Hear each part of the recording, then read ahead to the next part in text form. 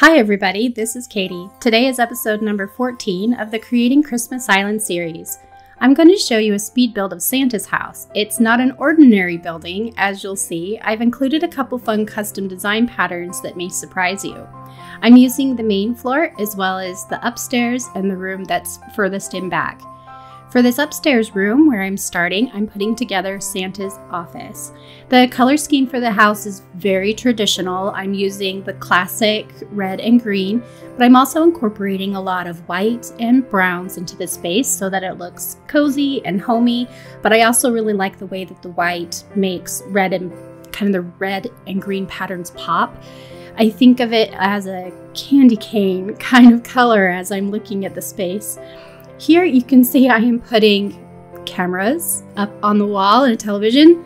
That may seem odd, but I figure Santa is really about business and he's doing a lot of things in this space, including the naughty and nice list.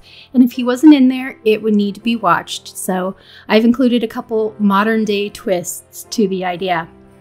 I play around with the rug. You can see I've gone through a few different styles in the space, and I finally decide to move the rug over in front of the fireplace because it helps to create a little bit of a separation in the room. A sitting area over by the fireplace that then becomes separate from the desk, which is more of the office space. I did want this big area up here to be large and full because I felt as if it would be an important place for Santa's life. Down here in the main floor, I am structuring it more as a grand entryway. Think of a really fancy hotel more than you would somebody's home. And I figure that's because there would be a lot of people that would be coming and going, or at least a lot of elves that would be coming and going as they were helping Santa. So here in the space, I've created almost a completely symmetrical look. I put the red carpet straight in so that the tree would be right in the middle of the room and stay centered. I've also got two paintings. These are paintings that you get off of Red's boat, and they're about as Christmassy as you can get from the artwork that he has. And I liked that they were really tall and they fill that wall well. I've got a red couch on either side of the tree. It bothers me a tiny bit that the red on the rug is different than the couch, but I really wanted the red rug and I wanted the red couches, so I ignore it. I do that sometimes, but I do try and keep my colors coordinated when possible. In here in the bedroom, I'm going to slow down the speed build for a moment because I want to show you a trick that I use. Here in the space, when I'm creating a wall, you would usually go into decorate the space mode, and you would shift over tabs to the walls, and you would kind of look and figure out which wall you wanted to use, and then put it in place.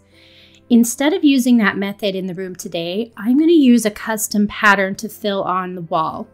And you're going to go into the custom patterns from this particular point without going all the way through. I was playing around with some of the patterns I already have. I do recommend doing this. Here is the piece. This is the middle bottom piece of the sleigh. If you have seen that build, you'll know that it was never meant to go on a wall, but it brings in a lot of the same red pattern as well as a little bit of that border. I kind of like that gold texture to it, and so I've included it as wallpaper in the space. I really like the way that it brought in something that was unique to the room and was also utilizing a pattern that I was already doing elsewhere on the island. With the custom pattern figured out for the wall, I shift my attention over to the furniture. There's really just a few bigger pieces of furniture I put in place, and I really get stuck in this particular space on what I call the clutter step, which is just another way of saying the smaller decorative items, in particular plants and things that can go on top of other things. I finally decide on putting a fireplace in this room instead of some of these other things that I try in the corner. And the main reason I like the fireplace, besides the fact that it just feels really cozy and Christmassy, it also has a wonderful fire crackle sound to it. So if you ever have a space and you want to add just a little bit of the atmospheric sound, then definitely the fireplace is a good way to do that because you can hear it, and you'll hear that when we do the final walkthrough. With that in place, I'm feeling better about the room, and I keep I keep moving things around and I can't quite put my finger on what's still bothering me, I finally realize it's because there are still too many different kinds of red in the space. I like this new Christmas rug that we got with the update, and so I wanted to use it, and I had tried pulling in some of those deeper burgundy colors into the room, but in the end it was just too many different shades of red. So I finally go back in and take out the rug and a couple of the more burgundy tone items and shift it out for more of a green undertoned type of color and some of the cherry red colors, and it finally pulls together. You'll see I've changed quite a bit of the things in the room out before I am happy. That is perfectly normal. Don't ever feel like you need to have it right the first time through. I also found a way to use many different types of furniture in the space.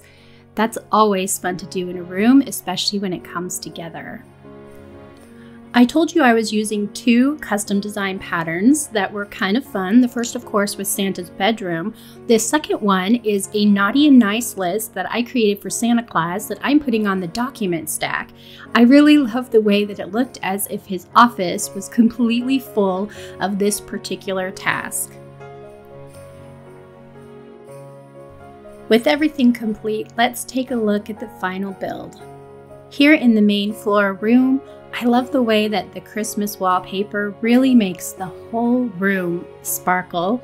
The wallpapers that have any type of animation to them are really fun. And you can see as I'm spinning the room about, it's still pretty symmetrical with just a little bit of difference here and there. It's meant again to be a grand entryway.